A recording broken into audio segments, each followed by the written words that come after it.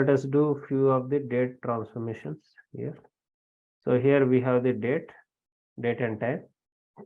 So let's select this column, and here we can do, say, date, age. Okay, if you want to find out the age from this date, you can see here age. So here let us transform it into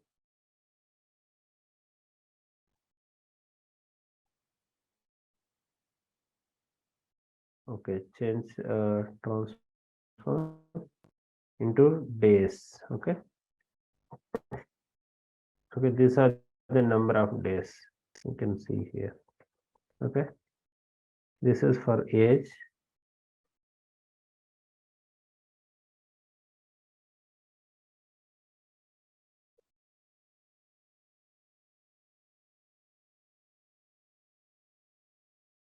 Okay, so here what we got was number of days, that is the age.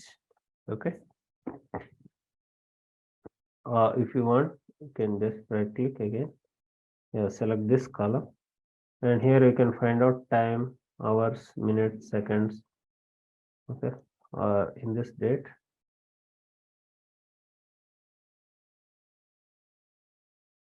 Okay, if you want to find out the year, you can just find out the year. You can see 2017, 16.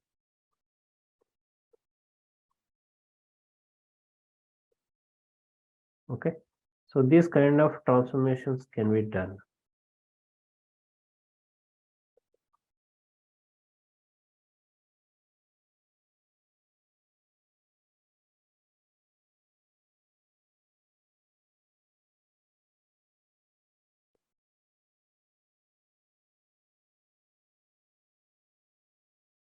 So here you can choose different options. There are a variety of options available here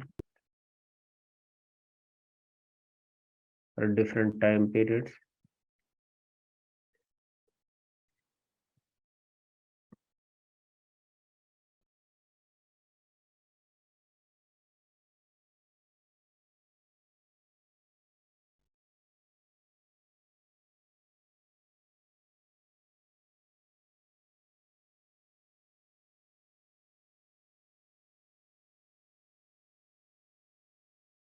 Okay, so if you have some date or time you want to calculate the duration or the time period or the age or any such thing, we can make use of this date transformations.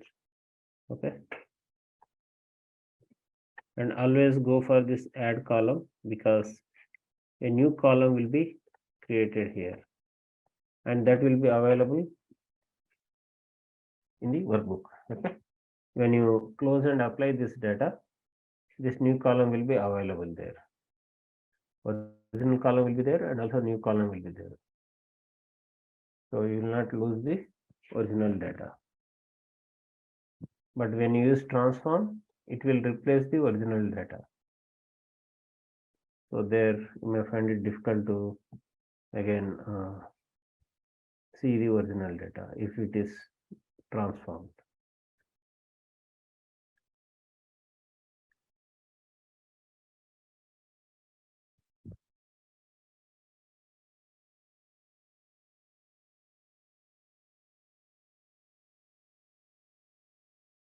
Okay, now let us see few of the M coding. Okay, M built-in functions.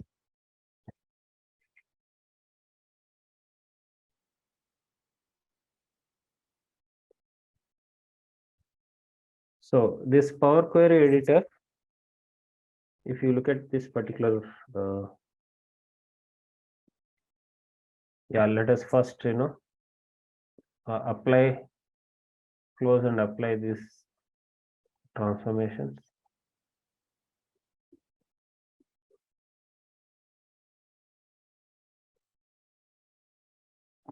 So that the transformations are intact.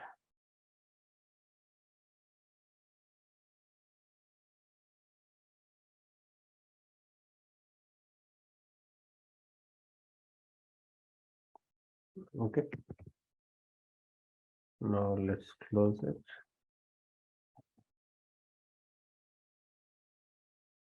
We can save this file.